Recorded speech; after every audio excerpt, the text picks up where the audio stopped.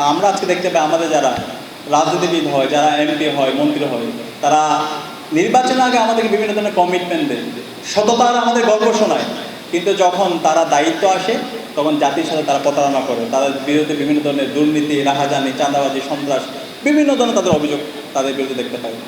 আমাদের যেন ভীষণটা ক্লিয়ার থাকে, আমরা সবসময় আমাদের টার্গেট থাকবে আমি যাই হই আমি এই সমাজের কল্যাণের কারণ হব। আমরা যদি দেখতে পাই ফেসিবাদী আমলে এখানে যারা আমাদের নেতা ছিল, যারা শিক্ষক ছিল, তারা কি সমাজের কল্যাণের কারণ হতে পেরেছে?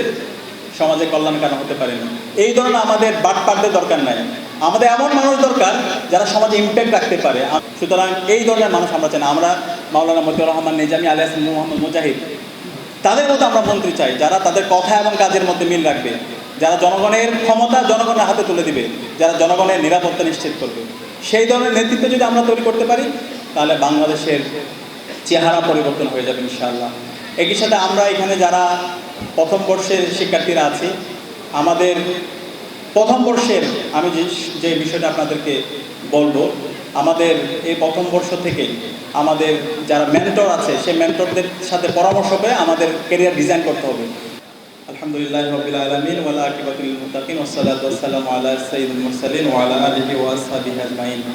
আমি ঢাকা বিশ্ববিদ্যালয় কেন্দ্রীয় ছাত্র সংসদ ডাকসুর পক্ষ থেকে আজকে আমার সামনে যারা উপস্থিত আছো, যারা বিভিন্ন বিশ্ববিদ্যালয়ে, মেডিকেল কলেজে, ইঞ্জিনিয়ারিং বিশ্ববিদ্যালয়ে তোমরা যারা চান্স পেয়েছো, সবাইকে কংগ্রাচুলেট করছি। আমরা একটু জুড়ে হাততালি, করতালির মাধ্যমে সবাইকে কংগ্রাচুলেট করতে পারি। গুম প্রতিকার ও প্রতিরোধ অধ্যাদেশ, মানবাধিকার কমিশন অধ্যাদেশ, সাংবিধানিক যে প্রতিষ্ঠানগুলো আছে, পিএসসির সংস্কারের যে অধ্যাদেশ এবং বিচার বিভাগের স্বাধীনতার যে অধ্যাদেশ, সকল অধ্যাদেশগুলো বাতিল করে দিয়েছে। এই বাংলাদেশে জুলাইয়ের শহীদের আকাঙ্ক্ষার আলোকে এই বাংলাদেশটাকে আমরা বিনির্মাণ করতে না পারবো। আমরা পারবেন তো ইনশাআল্লাহ?